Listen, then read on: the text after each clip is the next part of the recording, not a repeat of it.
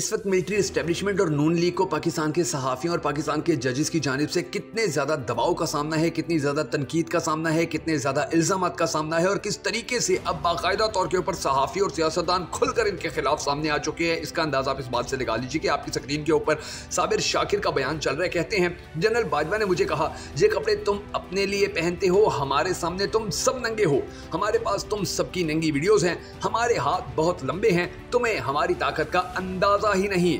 शाहीन सुबहानी की बात सुने कहते हैं, काजी फाइज ईसा ने पाकिस्तानी सुप्रीम कोर्ट को बंदर तमाशा बना दिया। एक डिक्टेटर की तरह बेंच पर बैठकर अपने ही जजों पर हुक्म चला रहे, किसी को शटअप, किसी को डांट रहे, जमीनी हकीकतों से इनकार, खुद सारा दिन सियासत हो रही, किसी से फरमाते हैं फलां पार्टी में जाओ, उस पार्टी में क्यों गए, मगर 8 फरवरी के इलेक्शन धांधले पर किसी को बात नहीं करने देते, वकीलों की खुली बेइज्जती कर रहे। कुछ जज काजी साहब के खिलाफ खुलकर आ गए हैं और काजी साहब को उनकी असल शक्ल दिखा रहे हैं। इन हालात में कौन पाकिस्तान में $1 भी लेकर आएगा? अब ये शुएब शाहीन का सवाल सुने कहते हैं, ये दहशतगर्दी के खिलाफ कार्रवाई करेंगे जो सीसीटीवी के होते हुए ख्वाजा सराओं को गिरफ्तार नहीं कर सके, क्या वो ऑपरेशन करेंगे? अब ये रऊफ हसन की बात सुने कहते हैं, चीफ जस्टिस साहब कहते हैं इलेक्शन कमीशन की इज्जत करें। क्या चीफ इलेक्शन कमिश्नर का कंडक्ट है कि उसकी इज्जत की जाए? चीफ जस्टिस ने कभी पूछा कि कमिश्नर पिंडी चट्ठा कहाँ है? सुप्रीम कोर्ट का अपना कंडक्ट क्या है? हमारी पटिशन दबा कर बैठे हैं। जरताज गिल की बात सुने कहती हैं, 33 खरब रुपए की जायदादें दुबई लीक्स में पाकिस्तानियों की निकली, जिनमें हुकूमत की भी शामिल हैं। अभी तक कोई तहकीकात सामने नहीं आई। अब ये जस्टिस मंसूर अली शाह और जस्टिस अतर मिनल्लाह की बातें सुने। जस्टिस मंसूर अली शाह कहते हैं, मेरे एक सादा से सवाल का जवाब दे दें कि इलेक्शन कमीशन ने खुद उम्मीदवारों को आज़ाद कैसे डिक्लेयर कर दिया। जस्टिस अतर मिनल्लाह की बात सुने कहते हैं, इस अदालत के पास आर्टिकल 187 के तहत मुकम्मल इंसाफ और आर्टिकल 184(3) का अख्तियार भी मौजूद है। जो आज हो रहा है, शायद कल फिर इस अदालत को उस पर पछतावे का इजहार करना पड़ेगा। अब ये आप अरसलान ताज की बात सुने जो उन्होंने शेख रशीद के बारे में कही है। शेख रशीद ने कहा, आंखों पर पट्टी बंदी थी, जब पट्टी खुली तो मैं अपने घर पर और सामने मुनीब फारूक बैठा था। अरसलान ताज कहते हैं, अखबारकारों का सहूलतकार मुनीब फारूक। डॉक्टर यास्मीन राशिद की बात सुने कहती हैं, पाकिस्तान की तारीख पर पहली बार डॉक्टरों को हथकड़ियां लगाई जा रही हैं। मरियम नवाज को इस बात का गुस्सा है कि वो डॉक्टर क्यों नहीं बन सकी। अली मोहम्मद खान की बात सुने कहते हैं, अगर मुल्क चलाना है तो जाओ और अडयाला में कैद उम्मत के लीडर से बात करो, मलंग आदमी है, माफ कर देगा। मतियुल्लाह जान की बात सुने कहते हैं, काजी फाइज ने आज वही पुरानी बातें की हैं कि हमने इलेक्शन की तारीख दी थी, लेकिन काजी फाइज को ये नहीं पता इलेक्शन हुए कैसे। फिर काजी फाइज ने कहा, 13 जनवरी वाले फैसले के खिलाफ नजर सानी दरख्वास्त का हमें नहीं पता, मतलब अब अलग से दरख्वास्त देनी होगी काजी को याद करवाने के लिए। हारून रशीद कहते हैं, तारीख का हिस्सा बनेंगे फैसला साज किरदार भी, काजी फाइज भी, एस्टेब्लिशमेंट और इलेक्शन कमीशन भी, इसलिए कि ऐसी खौफनाक इंतखाबी धांधली की मिसाल दुनिया की तारीख में नहीं मिलती कि 17 सीटों वाली जमात को इक्तदार सौंप दिया जाए। मंसूर अली खान की बात सुने कहते हैं, 9 मई वाले दिन इमरान खान गिरफ्तार थे, शाह महमूद कुरैशी कराची में थे, उनकी अहलिया बीमार थी, तो आप कैसे इन दोनों शख्सियात को 9 मई के साथ जोड़ेंगे? तहरीक इंसाफ बार बार सीसीटीवी फुटेज का मुतालबा करती है। फवाद चौधरी की बात सुने, बड़ी गंभीर बात की है इन्होंने। कहते हैं, पीटीआई से अलहदगी का ट्वीट मैंने नहीं, एक हाजिर सर्विस ने किया था। अब पता नहीं हाजिर सर्विस जज कह रहे हैं, हाजिर सर्विस महकमा ज़राअत का कोई अफसर था या हाजिर सर्विस कोई और था, पता नहीं कौन था। आपको क्या लगता है कि हाजिर सर्विस कौन था? कमेंट सेक्शन में अपनी कीमती राय का इजहार जरूर कीजिएगा। अब नाज़रीन गिरामी, शहरियार आफरीदी की बात सुने कहते हैं, मेरी बीवी ने मुझे मैसेज भिजवाया कि खान को अगर छोड़ दिया तो घर वापस नहीं आना। मेरी बेटियों और बेटे ने कहा, बाबा आप हमारा फख्र है। बड़े भाई ने कहा, तुम्हारी लाश आ जाए लेकिन इमरान खान को ना छोड़ना, हमें रुस्वा ना करना। मैं इमरान खान के साथ बैठता हूँ तो मेरा ईमान और मजबूत हो जाता है। हसनात मलिक की बात सुने कहते हैं, काजी फाइज ईसा बार बार कहते हैं, मेरे फैसले की इलेक्शन कमीशन ने गलत तशरीह की, लेकिन जब इलेक्शन कमीशन से कोई सवाल होता है तो उस पर भी वो गुस्सा कर जाते हैं। अब ये आप राना सनाउल्लाह का बयान सुने कहते हैं, बानी पीटीआई 27 जून को जेल से बाहर आ सकते हैं। लतीफ़ खोसा ने भी इसी हवाले से बात की, कहते हैं, इंशाअल्लाह खुशखबरी मिलेगी, कल इमरान खान और बुशरा बीबी रिहा हो जाएंगे।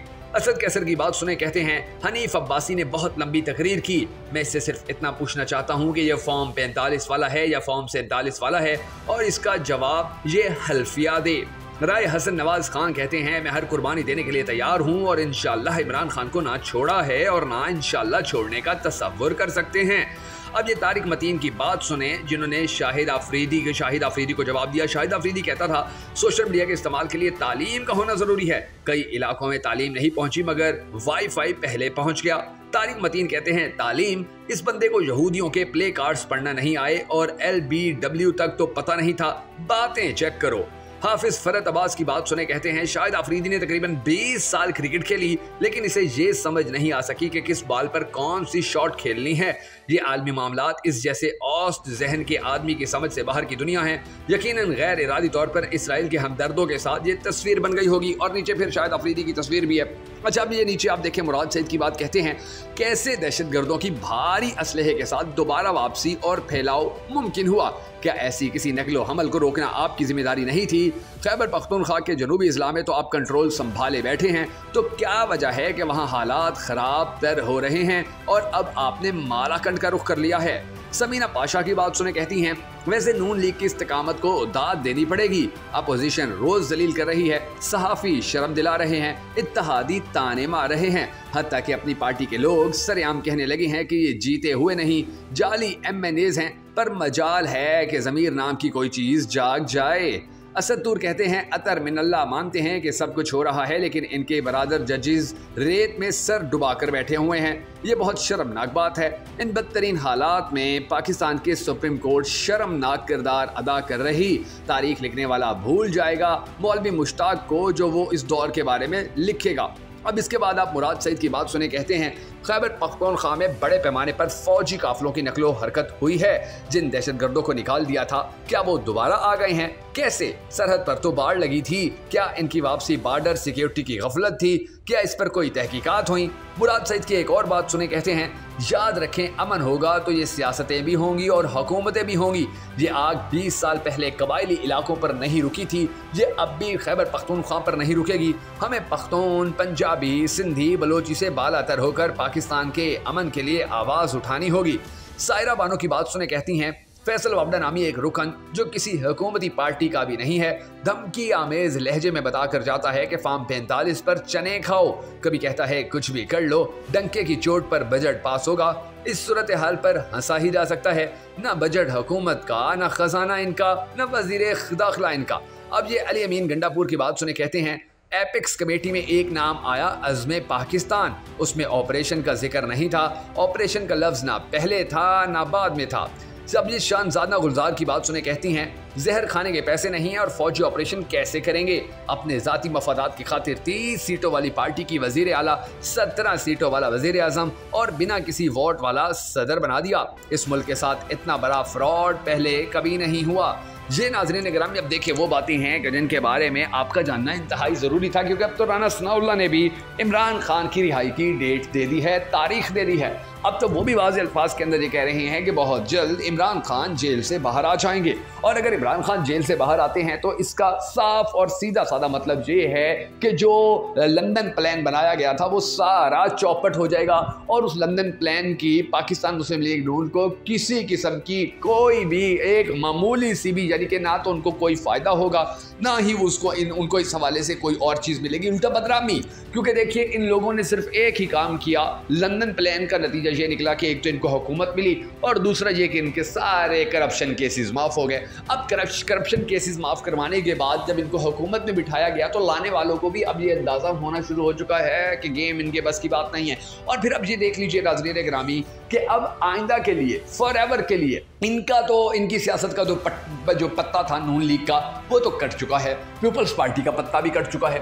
अब बात यह है कि पाकिस्तान के ताकतवर हलकों के पास चलें, उन्होंने नेक्स्ट में ये तो उन्होंने कर लिया 5 साल, चलो हम मानते हैं हुकूमत चलेगी, उसके बाद क्या होगा? उसके बाद क्या लोग दोबारा इनको एक्सेप्ट करेंगे? कभी नहीं करेंगे। क्या दोबारा धांधली को लोग एक्सेप्ट कर लेंगे? अब ये एक धांधली तो हुई इतने बड़े पैमाने के ऊपर जिसका एहतजाज देखे आपने पूरी दुनिया में किया गया, लेकिन अगली दफ़ा अगर ऐसी धांधली होती है तो उसको पाकिस्तानी एक्सेप्ट नहीं करेंगे। क्योंकि अभी देख लीजिए पाकिस्तानियों की जिंदगी अजीरन हो चुकी है।